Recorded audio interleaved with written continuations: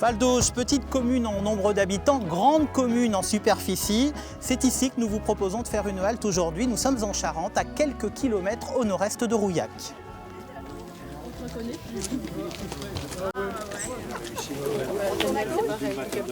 C'est quoi les Martis récréatifs, Paulette, expliquez-nous. C'est une association de personnes qui ne travaillent pas ou qui sont disponibles. Donc, le mardi, nous avons des activités de jeu et puis de marche. C'est une façon aussi de connaître les gens, de connaître nos villages et de rencontrer du monde pour échanger. Il y a l'air d'y avoir une bonne ambiance en tout cas. Il y a une bonne ambiance, voilà, tout le monde apporte ça. Et moi je serais curieux quand on fait 9, 10, 12 km tous les mardis matins, de quoi on cause? J'entends les dames qui parlent de couture, on cause de quoi? Un peu de tout. La vie du village? De la vie du village, de l'actualité, de ce qu'on a fait dans la semaine. En fin de soirée, on fait une petite pause 4 heures. Ouais, c'est important ça, Voilà, 4 heures. Et le goûter, ouais. Voilà, Ça fédère pas mal ça. Voilà, dès qu'on fait un repas, on est complet. Ben oui, Il y a pas de je vous souci, crois. Oui, regarde Ah là, c'est quand même un très beau terrain de jeu que vous avez ici. Ah là, on ne peut pas se plaindre de ce côté-là, on a vraiment du plaisir à parcourir toute la campagne. Il y a du bois, il y a de la vigne, il y a des terres. C'est appréciable tout ça. On l'apprécie tous, hein, de toute façon, oui, effectivement, c'est pour ça qu'on a plaisir à se retrouver tous les mardis. Hein.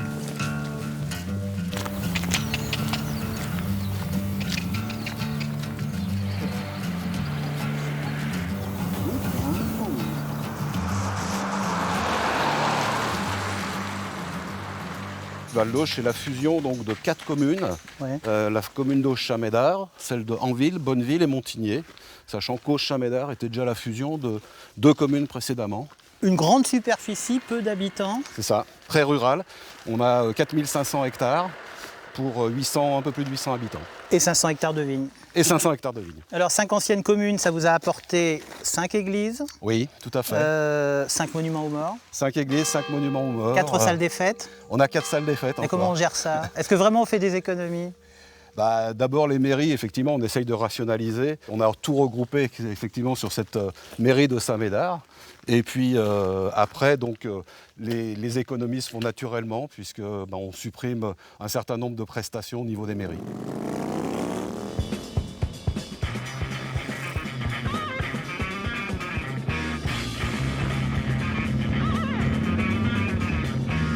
Il faudrait que tu m'expliques, on est à Val-d'Auge et il y a un club de bikers. On était un groupe d'amis déjà à rouler et puis on a décidé un petit peu de officialiser tout ça. On est une quinzaine de membres à peu près.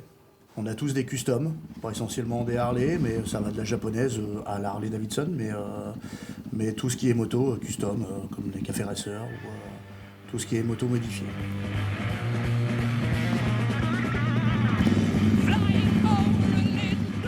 On fait un rassemblement déjà tous les mois pour pouvoir réunir tous les motards d'autres clubs ainsi que nous de manière à pouvoir garder le contact une fois que la saison est un peu plus...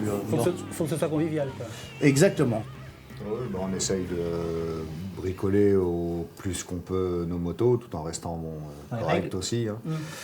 C'est plus une passion, c'est plus manger des kilomètres, se promener, voir du paysage. Essayer de ne pas prendre le moins possible de 4 voies, pas d'autoroute. Voilà, donc petits virages, routes de campagne, les bois, les bords de mer, tout ce qui peut avoir aussi un aspect un peu ludique. Vous ne cherchez pas à être nombreux, mais s'il y a des gens qui viennent vous demander, vous les prendrez? On les prendra, alors Il y a des critères oui, il y a des critères. Le premier critère, c'est déjà d'avoir un custom, déjà pour commencer. D'aimer la moto, de pouvoir se déplacer. On fait une période d'essai, nous, de 6 mois pour savoir si la personne, déjà, on lui correspond et si on lui correspond. Oui, nous avons beaucoup de règles. C'est un engagement aussi d'être dans une association. Ah ouais, ça rigole pas. Ça permet justement de vraiment de cloisonner les passionnés, en fait. Voilà, souriez. Est-ce que je vais te louper? Super, merci. À suivre l'édition nationale et ce titre, la COP27 sur le climat est ouverte à Sharm el-Sheikh en Égypte. Plus de 100 chefs d'État et de gouvernement sont attendus, mais il y a des absents de poids. Que peut-on attendre concrètement de cette COP27 ? Réponse à 19h30. C'est la fin de ce journal. Merci à vous de l'avoir suivi. Très belle soirée à toutes et à tous. Retrouvez toute l'actualité de votre région sur na.france3.fr.